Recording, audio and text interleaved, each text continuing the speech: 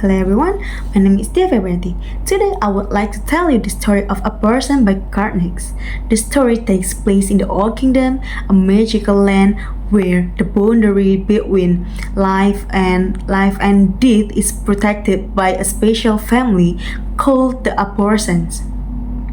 Their duty is not to rise the dead, but to make sure that the dead remain in death and do not return to the world of the living. At the beginning of the story, the Old Kingdom is already in great danger.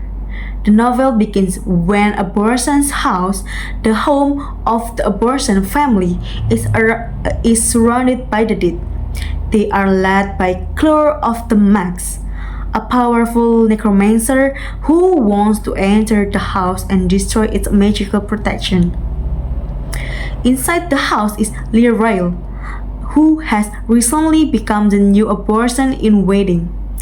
After Sabriel disappeared, although she has inherited this important role, Lirail doesn't believe she is ready.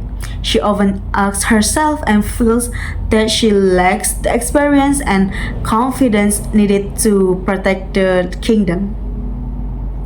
At the same time, Sameth, the son of Sabriel and King Touchstone, is also staying in the house.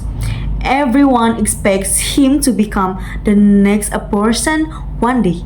But unlike his mother, Sameth is deeply afraid of death. Every time he enters death, he experiences fear and anxiety, making him feel like he is disappointing everyone around him. Soon, the situation becomes too dangerous. The disreputable dog, Lirail's loyal companion, realizes that a Borson house can no longer protect them forever. She tells Lirail that they must escape immediately before the deep break through the defenses.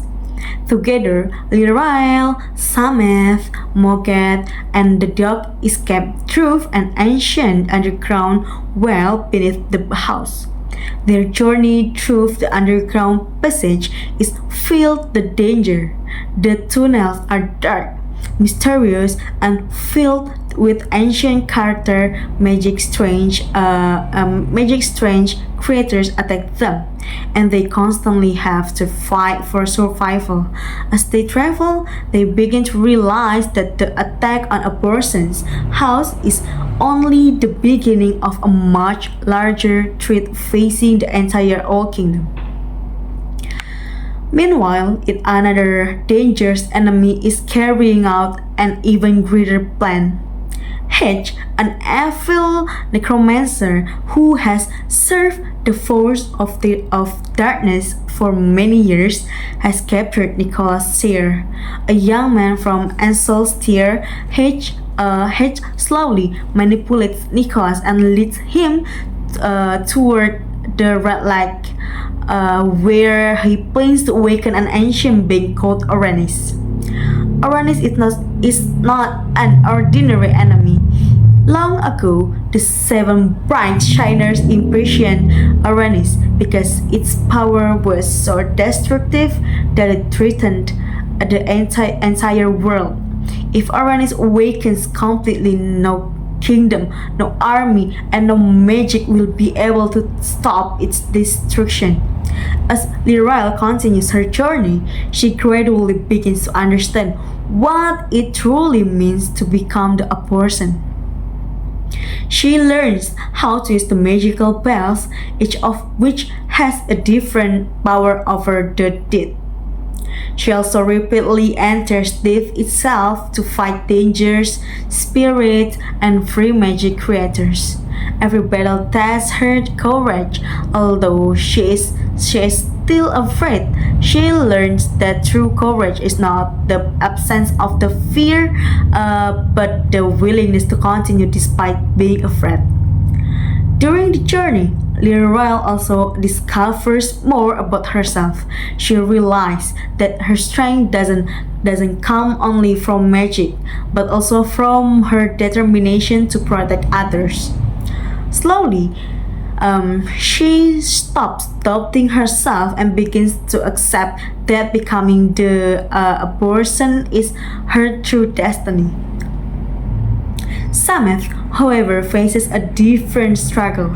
Throughout most of the story, he believes that everyone expects him to become the next abortion. Because he fears death so much, he constantly feels like a failure. He believes it's letting down his family and the kingdom. Everything changes when Sameth finally discovers the truth. He realizes that he was never meant to become an abortion. Instead, he is a wall maker, someone gift with the rare ability to create and repair the magical Carter stones and bindings that protect the world. This discovery completely changes his understanding of himself. For the first time, Sameth realized that there was never anything wrong with him. He had simply been trying to become someone he was never meant to be. While this is happening, H successfully reaches the red leg and begins the ritual to awaken Uranus. Nicholas, still under Hedge's control, becomes an important part of the ritual. Slowly, the ancient evil begins to awaken. Across the Old Kingdom, terrible disasters occur as the balance between life and death starts to collapse. Realizing there is very little time left, Lirael, Sameth, Moget, and disreputable dog rush toward the red light for the final confrontation. The final battle is one of the most exciting parts of the novel. Lirael bravely enters death and uses the abortion spell to fight, hatch, and control the dead. At the same time, Sameth finally embraces his role as a wall maker and repairs the ancient magical bindings that are the only thing capable of imprisoning Uranus once again.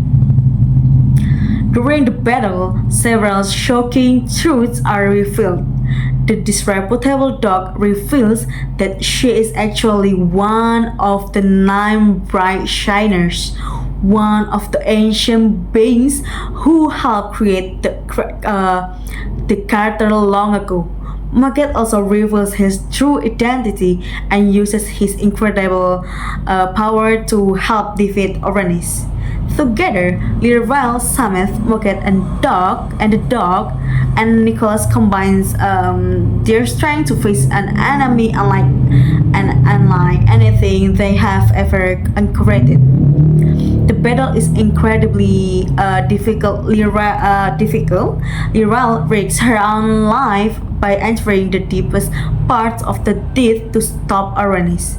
Despite the overwhelming danger, she refuses to give up.